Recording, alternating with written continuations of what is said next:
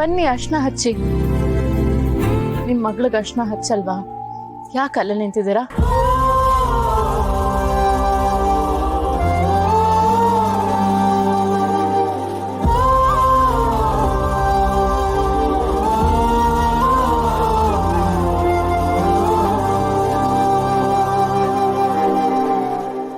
ಹಚ್ಚಿಮ್ಮ.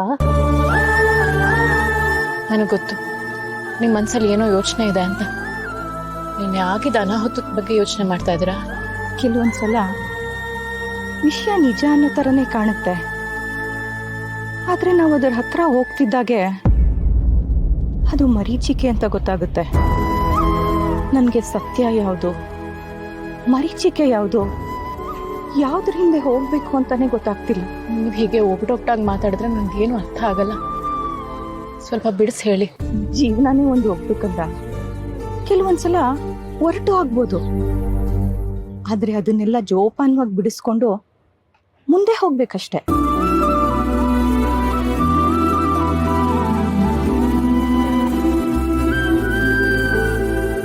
ನೀವಿಬ್ರು ಜೀವನ ಪೂರ್ತಿ ಖುಷಿಯಾಗಿರ್ಬೇಕು.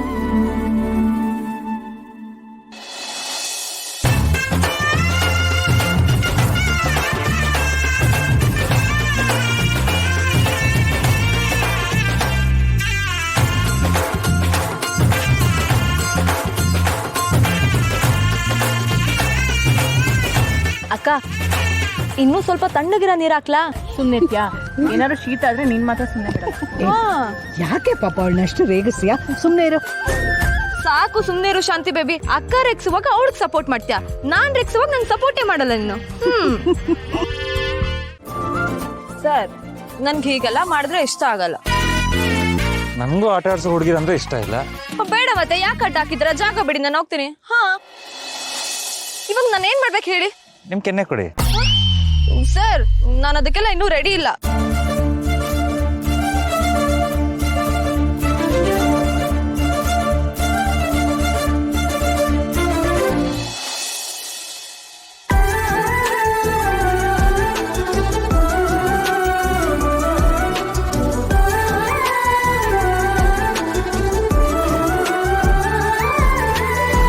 ಈಗ ನಿಮ್ ಕೆನ್ನೆ ಪರ್ಫೆಕ್ಟ್ ಆಗಿ ಕಾಣ್ತಿದೆ. ನಾನು ನಮ್ಮ ಹುಡುಗನಿಂದ ಅರ್ಶನ ಹಚ್ಚಿಸ್ಕೋಬೇಕಂತ ಇದ್ದೆ, ನೀವ್ಯಾಕೆ ಹಚ್ಚಿದ್ರಿ? ನೀನ್ ನನ್ನ ಹುಡುಗನ? ಏನೋ ಗೊತ್ತಿಲ್ಲಪ್ಪ, ನಾಳೆ ಉತ್ತರ ಸಿಗ್ಬೋದೇನೋ.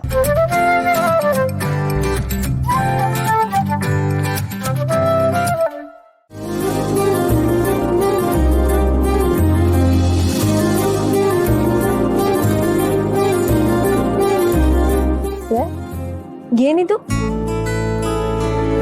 ಬಳೆ. ಈ ಬಳೆ ಯಾಕೆ ಇಷ್ಟ ಚಂದ ಅಂತ ಯಾವಾಗ್ಲೂ ಅನ್ಸೋದು, ಬಟ್ ಈಗ ಗೊತ್ತಾಗ್ತಿದೆ.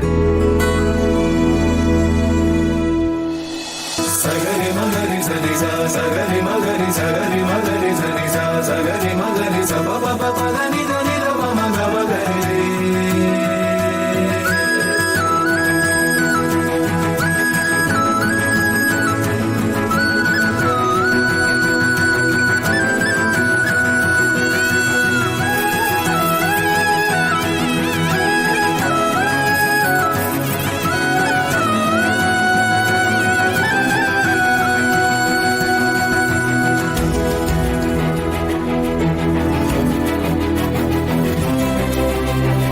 ನೋಡಿ, ಈಗ ಬಳೆಗೊಂದು ಕಳೆ ಬಂತು. ಹೋಗಿ ಸರ್. ಇಷ್ಟಕ್ಕೆ ನಾಚ್ಕೊಂಡ್ರೆ ಹೇಗೆ?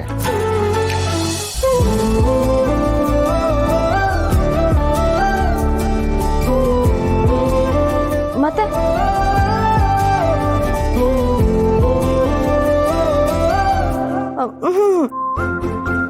ಕೈಗೊಂದು ನ್ಯಾಯ, ಕಾಲ್ಗೊಂದು ನ್ಯಾಯನಾ?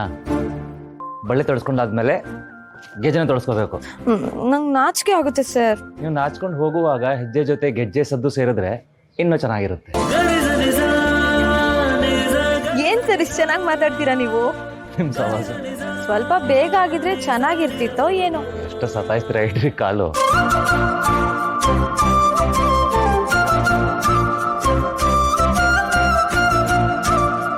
ಸುಲಭಕ್ಕೇನು ಒಪ್ಕೊಳ್ಳೋದಿರಲ್ವಾ ನೀವು?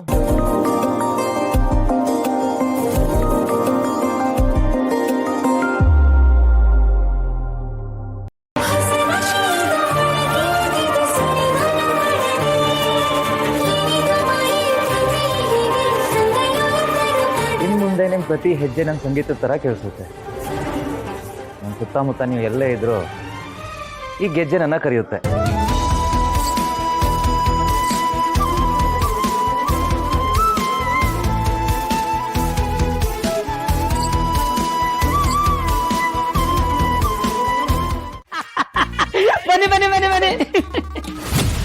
ಕೂಸು ಹುಟ್ಟೋಕ್ ಮುಂಚೆ ಕುಲಾವಿ ಹೊಲಿಸ್ತಾರೆ ಅಂತ ಕೇಳಿದ್ದೆ. ಆದ್ರೆ ಇಲ್ಲಿ ಹುಟ್ಟದೇ ಇರೋ ಕೂಸ್ಗೆ ತೊಟ್ಲು ಕಟ್ಟಿ ತೂಗ್ತಾ ಇದ್ದಾರಲ್ಲ, ಪಾಪ ಅನ್ಸಲ್ವಾ? ಪಾಪ ಅಂತ ಬರೀ ಬಾಯಲ್ಲಿ ಹೇಳಿದ್ರೆ ಸಾಕ? ಮಾಲ್ತಿ, ದೊಡ್ಡದೇನಾದ್ರೂ ಆಗಬೇಕು ಅನ್ನೋದಿದ್ರೆ ಜೀವನದಲ್ಲಿ ದೊಡ್ಡ ಕಷ್ಟನೇ ಎದುರಿಸ್ಬೇಕು. ರಾಮಾಯಣದಲ್ಲಿ ರಾವಣ, ಮಹಾಭಾರತದಲ್ಲಿ ಕೌರವರು, ನಮ್ಮ ಸಿನಿಮಾಗಳಲ್ಲಿ ವಿಲನ್ಗಳು. ಹಾಗೆ ಇಲ್ಲಿ ನಾನು ಕರ್ಣನ ಹೃದಯನ ಹೊಡೆದು ಅವನ ಕಥೆನ ನೀವೆಲ್ಲರೂ ನೆನಪಿಟ್ಕೊಳ್ಳೋ ಹಾಗೆ ಮಾಡೋದೇ ನಾನು. ನಿಮ್ಗೊಂದು ಇಷ್ಟು ಕರುಣೆ ಅನ್ನೋದೇ ಇಲ್ವಾ? ಯಾಕಿಂತ ದುಷ್ಟತನ, ಯಾಕಿಂತ ದ್ರೋಹ ಮಾಡ್ತಿದ್ದೀರಾ? ನಾನು ಆಗಲೇ ಹೇಳಿದ್ನಲ್ಲ, ಕರ್ಣನ ಹೃದಯನ ಒಡೆಯೋಕೆ. ನಿನಗೆ ಗೊತ್ತಾ, ಜನರು ಯಾವತ್ತೂ ನೆನಪಿನಲ್ಲಿ ಇಟ್ಕೊಳ್ಳೋದು ದುರಂತ ಪ್ರೇಮ ಕಥೆಗಳನ್ನು. ಸುಮಾರು ಜನ ದೇವರನ್ನು ನೆನಪಿಟ್ಕೊಳ್ದೆ ಹೋದ್ರು ದೇವದಾಸನ್ ನೆನಪಿಟ್ಕೊಂಡಿರ್ತಾರೆ. ಹಾಗೆ